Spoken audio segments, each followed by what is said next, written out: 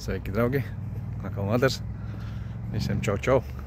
Kādu laiku neesmu rādījies, bet nolēmu ierakstīt video.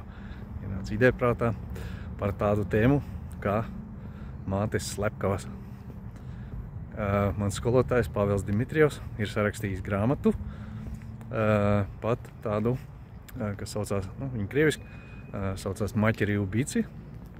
Un tā tad tur ir aprakstīts tādas lietas, ko mūsu mātes nodara mums audzināšanas metodēm. Kas ir tas neapzināti tātad, ja, kas to dara. Un, protams, ir arī, kas to apzināti dara, kas ir īstie ļaunumi iemiesojumi. Ja, tā kā ir tāda štele un ar dažādām metodēm. Tās, kas to dara neapzināti, viņām arī ir programmas iekšā, viņas pašas tā ir audzinātas, viņas mātes tā ir audzinājušas, ja?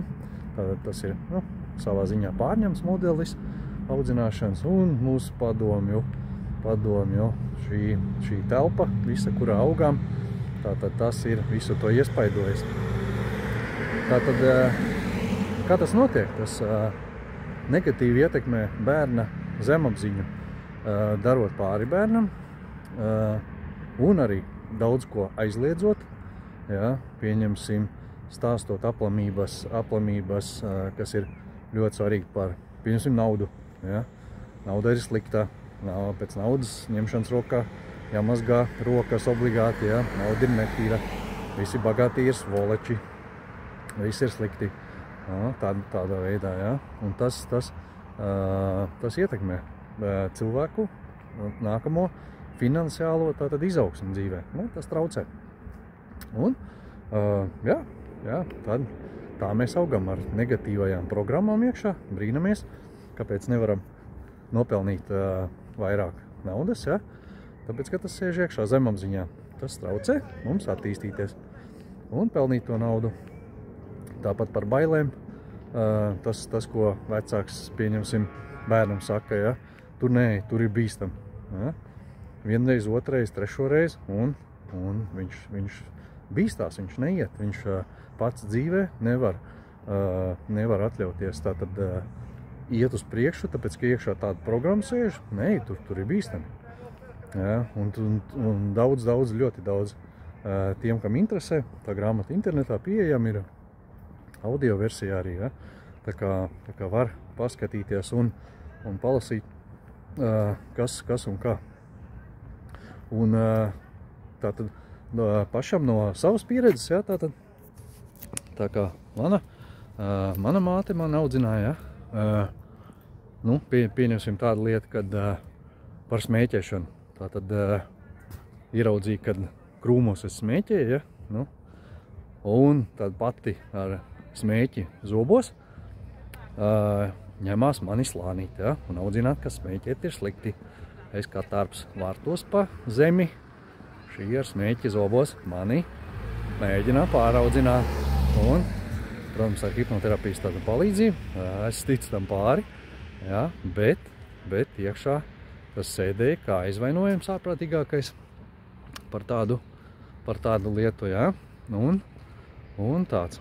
Vēl kas ir tāda štelīte, ka mūsu vecvecāki ņemās mūs audzināt, ja, kas arī ir slikti, tāpēc, ka vecvecākiem jau ir vēl vecāki tie uzstādījumi, tās programmas iekšā vēl aplamāks, ja, un tātad viņi jau ir saviem bērniem, mūsu vecākiem ieaudzinājusi to, un tad vēl to pašu māca mazbērniem, ja, kas ir tā kā ieteikums ir tāds, ka vecvecākiem īsti nedot audzināt savus bērnus, ja.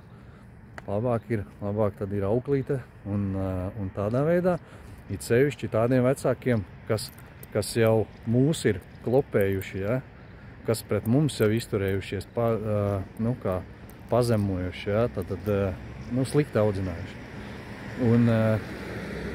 Un tādiem vecākiem ieteikums nedot savus bērnus, ja, audzināt. Jo faktiski ir tā, ka bērniņus var izaudzināt par ģēnijiem pat.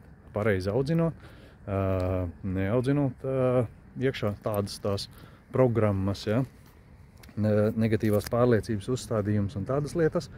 Un tas palīdz. Tas palīdz tātad attīstīties bērniem pareizi. Arī kas vēl ir, tie vecāki, kuri paši dzīvē dabūjuši pa muguru no saviem vecākiem, un man tas bija. Tātad ko dara? Savus bērnus audzina jau tā nedarot, bet jau otra galība, kas ir hiperaprūpe. Ja, kas atkal ir slikti, tātad bērns nemāk viens pats augt, mamma ir priekšā pakaļā, un tad, kad cilvēks nonāk savā dzīvē, viņš vairs nevar tātad iztikt bez tās mammas, ja. Tā kā tādas galības un daudz dažādas lietas, kas negatīvi ietekmē.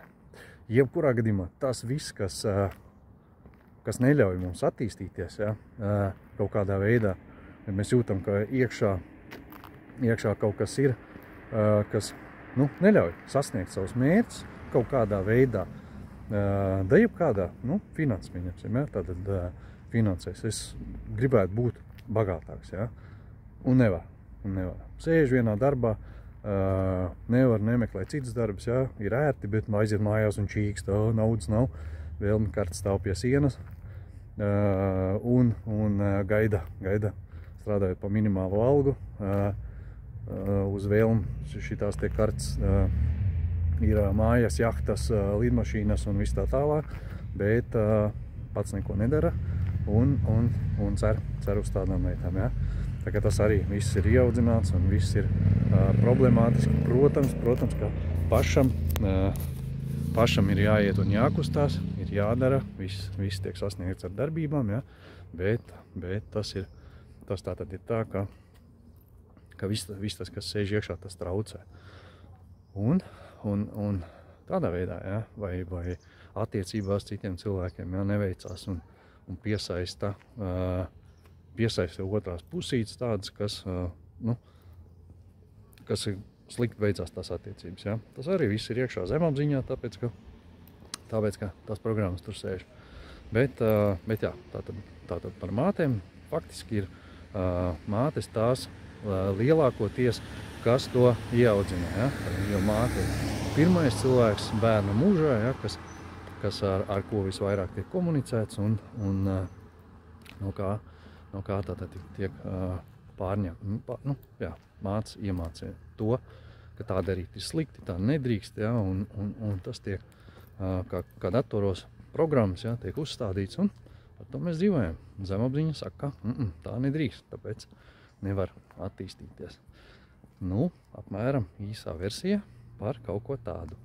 Jebkurā gadījumā tātad esmu Madars Baļķītis, regresologs hipnoterapeits, un es palīdzu mērķtiecīgiem un uzņēmīgiem cilvēkiem dubultot savus ienākumus ar hipnoterapijas palīdzību.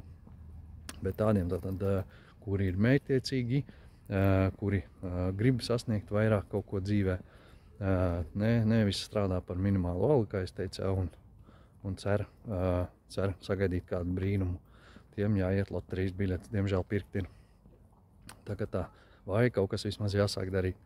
Ja forši salīdzinājumu dzirdēju tādi, ka tādi cilvēki ir kā sēž tumšā istabā, ja, sūkstās par to, ka ir tumšs, bet nepiecel savu pakaļu un neaizies ieslēgt gaismas slēdzi, ja. Tā kā, tāds forši salīdzinājums, un tad var, kas skatās šo video, var padomāt, esmu tāds vai nē, vai es tomēr ieslēdzu ceļos, eju slēdzu gaismas slēdzi, gaisma neieslēdzās, bet izrādās, ka lampiņa izdegus, ja. Tad var līdzēt tādiem cilvēkiem, kuri ceļās un iet un dara, ja, bet ir kaut kā citi ārēji apstākļi, kas neļauj. Šie ārēji apstākļi tātad ir tā zemapziņā tās problēmas iekšā. Kaut kā tā. Tā kā palielam, īsais video, īsā štele. Labi, čau visiem. Davai.